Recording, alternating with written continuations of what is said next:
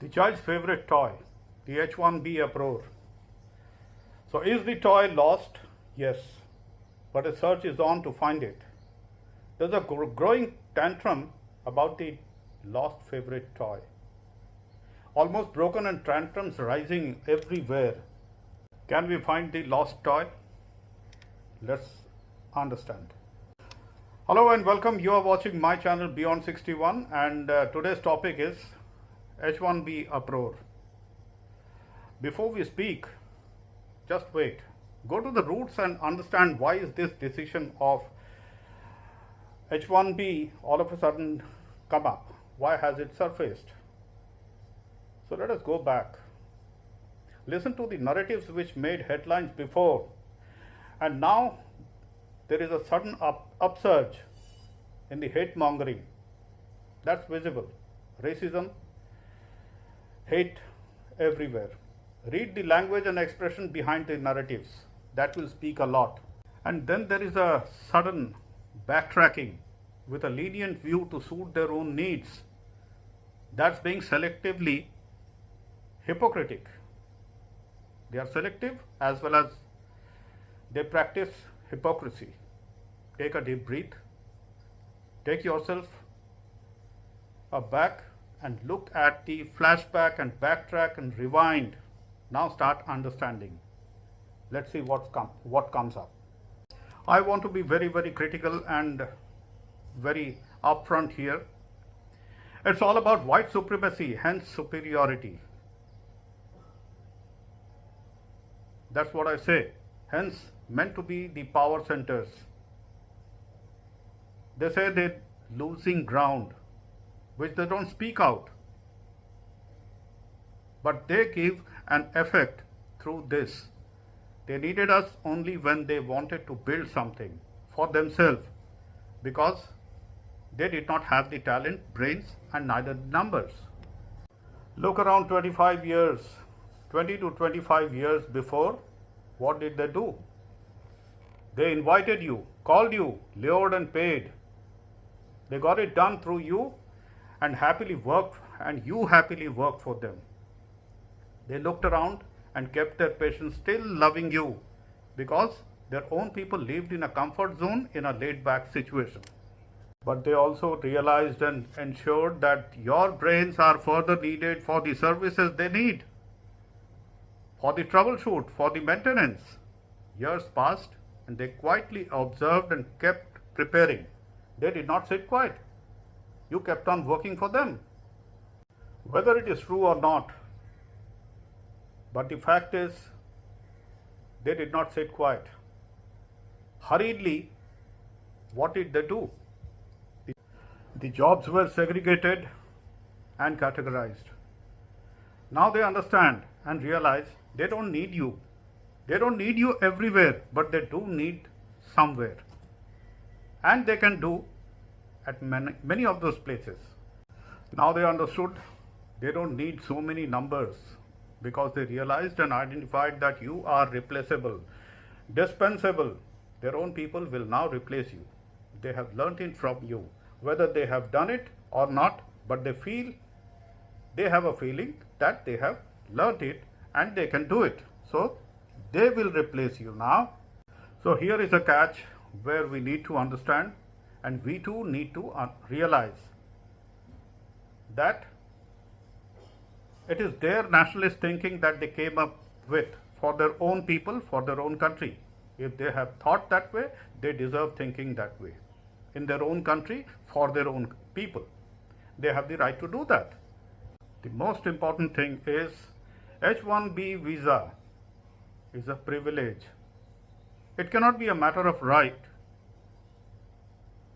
We can't keep on cribbing that he has done something bad. What happens if there is no H1B visa, or they put an embargo, complete embargo? What happens then?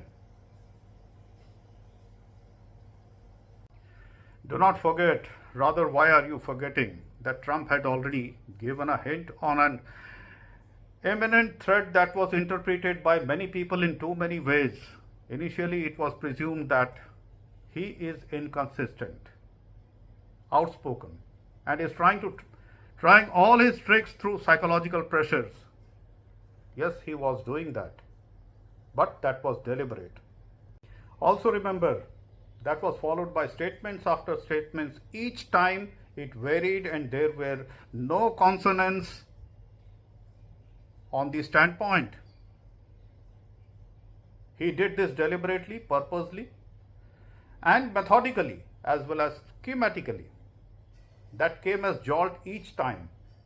He played both a good boy and a bad boy, made us cry and laugh, and expectedly there might be many more coming ahead. So what next? Hence, trust or believing him anymore is out of question. Rather, he has successfully spread his tentacles all around us and certainly within us. Some that is visible, many we do not know. That creates a situation of uncertainty and insecurity. When anyone thinks of putting a big money and gamble in return of dollars and lifestyle, I think not a right game you're playing. At least in this situation as of now. I amply appreciate Mr. Wembu, who gathered courage and abandoned his career abroad, returned back to create his own brand. And now, after all this H1B stunt, his statement has been remarkably bold and inspiring. That's a spine of hardened steel. It has always been and still a practice in vogue that if you have the spark in you, it gets noticed. That is what has happened to Mr. Bamboo. I'm sure by now some options and choices as alternatives might have been put on papers and might be a point of serious discussion on the highest tables, and something coming ahead very soon which gives all the aspirants and parents a relief. I'm sure about that. The bottom line is, instead of making someone else rich, why not you become rich? It's just a matter of time. Thank the one you believe that money is not gone out of your hand. And you haven't landed into a foreign land where people still would look at you like an alien, hate you internally with a smile on their face. Who knows, there might be venomous fangs hidden under the smile. What do you do? And one last thing to be understood. Don't forget, he said, India is a dead economy. He didn't crack a joke, but he was serious, and that shows now. And neither it is important that we keep on cribbing, even now. But what have we done? We realized that it's already too late, but it's never late. We can make it big because we know how to do it, because we have been doing it for others. It's time that we come out of the euphoria, realize that they have arm twisted and used all their ulterior ways and means and methods to ensure that we are showed the door, or at least restricted at the doors. That is what they have done. So what now? We have talent, brain, numbers. Aspirations are certainly there. Be creative and lead instead of getting tagged as a follower. Understand that they would take time to adjust to their new normal. When you are not there, and similarly, we would also be taking some time to adjust to our new situation and make our future better ahead. Rather, I bet, we might take lesser time than them to recuperate and stand back on our feet. Aside to this, there are willingness, and think it further. What can we do hereafter? There are options open and available. Change your routes, go to the different destination. Maybe expected comfort, environment and remunerations will be less, but at least there will be mutual respect and peace of mind. Let's be absolutely confident that Our government is doing something about this. I'm sure the big corporates, especially the tech giants, as well as the MNCs, are trying to find ways ahead to manage their own business, and they would consume you. Let us also not forget that if they can dump you, why can't we change our minds and walk ahead with head held high? They call us a dead economy. We'll make it alive. We are alive, and we would walk miles ahead. That's the future. Thank you for watching, and best of luck to all of you. Let's not get sad and keep crying. Let's be happy, cheer up. And if you have liked my views, this is just my personal analysis and personal views.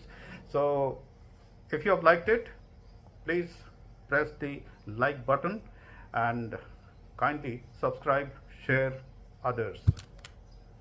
Namaskar and Jai Shri Krishna.